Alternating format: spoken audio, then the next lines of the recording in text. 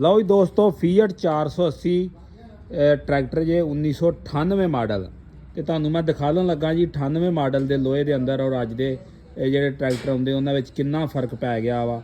ਆ ਦੇਖੋ ਜੀ ਇਹਦੀ ਨਾ ਟੂਬ ਖੁੱਲੀ ਆ। ਇਹ ਸਭ ਤੋਂ ਪਹਿਲੇ ਮੈਂ ਦੋਸਤਾਂ ਨੂੰ ਦੱਸਦਾ ਜਾਵਾਂ ਕਿ ਇਹਦਾ ਗਰਾਰਾ ਜਿਹੜਾ ਉਹ ਵੀ ਜੈਨੂਇਨ ਜੇ ਆ ਦੇ ਸਕਦੇ ਤੁਸੀਂ।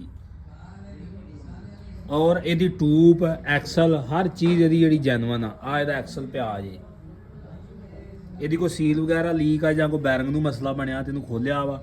ਔਰ ਆ ਲੋਹਾ ਦੇ ਸਕਦੇ ਜੇ ਕਿ ਕਿੱਡਾ ਮਜ਼ਬੂਤ ਸੀ। ਇਹਦੀਆਂ ਟੂਬਾਂ ਉਦੋਂ ਦੀਆਂ ਜਿਹੜੀਆਂ ਵਾ ਉਹ ਇਹਦੀਆਂ ਜੈਨੂਇਨ ਆ। ਟੂਬ ਇਹਦੀ ਬਿਲਕੁਲ ਜੈਨੂਇਨ ਜੇ ਤੇ ਥੱਲੇ ਦੇ ਐਕਸਲ ਲੱਗਾ ਸੀ ਆ ਦੇ ਸਕਦੇ ਤੁਸੀਂ। ਬਾਕੀ ਇਹ ਟਰੈਕਟਰ ਟਰਾਲੀ ਅੱਗੇ ਵੀ ਚੱਲਦਾ ਰਿਹਾ ਵਾ ਤੇ ਅੱਜ ਤੱਕ ਇਹਨੇ ਕੋਈ ਸ਼ੈ ਨਹੀਂ ਤੋੜੀ ਮਗਰਲੇ ਹਿੱਸੇ ਜੋ ਕੋਈ ਹਾਂਡਾ ਕੋਈ ਟੂਬ ਕੋਈ ਚੀਜ਼। ਬਾਕੀ ਆ ਜੀ ਡਲ ਦੇ ਸਕਦੇ ਲੋਹੇ ਦੀ ਕਿੱਡੀ ਮੋਟੀ ਉਦੋਂ ਆਉਂਦੀ ਹੁੰਦੀ ਸੀ ਤੇ ਹੁਣ ਤੇ ਭਾਈ ਬਸ ਅੱਲਾ ਦੀ ਸਪੁਰਦੀ ਆ ਮਟੀਰੀਅਲ ਆ ਰਿਹਾ। ਤੇ ਬਾਕੀ ਆ ਜਿਹੜਾ ਪੀਸ ਹੁਣ ਕੰਪਨੀ ਪਾ ਕੇ ਦੇਣ ਲੱਗੀ ਆ ਇਹ ਭਾਈ ਉਦੋਂ ਵੀ ਆਉਂਦਾ ਹੁੰਦਾ ਸੀ ਫਿਰ ਬੰਦ ਕਰਤਾ ਤਾਂ ਹੁਣ ਫਿਰ ਪੈਣ ਡਿਆ ਪਿਆ। ਇਹਦਾ ਬੜਾ ਫਾਇਦਾ ਸੀ ਇਹਨਾਂ ਟਰੈਕਟਰ ਥੋੜਾ ਜਿਹਾ ਨਾ ਉੱਤੋਂ ਖੁੱਲਾ ਹੋ ਜਾਂਦਾ ਫਿਰ ਟਰੈਕਟਰ ਥੋੜਾ ਜਿਹਾ ਲੰਮਾ ਹੋ ਜਾਂਦਾ। ਬਾਕੀ ਇਹ ਟਰੈਕਟਰ ਦਾ ਦੇਖ ਸਕਦੇ ਤੁਸੀਂ ਇਹ ਟਰੈਕਟਰ ਜੈਨੂਇਨ ਆਪਣੇ ਰੰਗ ਦੇ ਵਿੱਚ ਹੀ ਆ।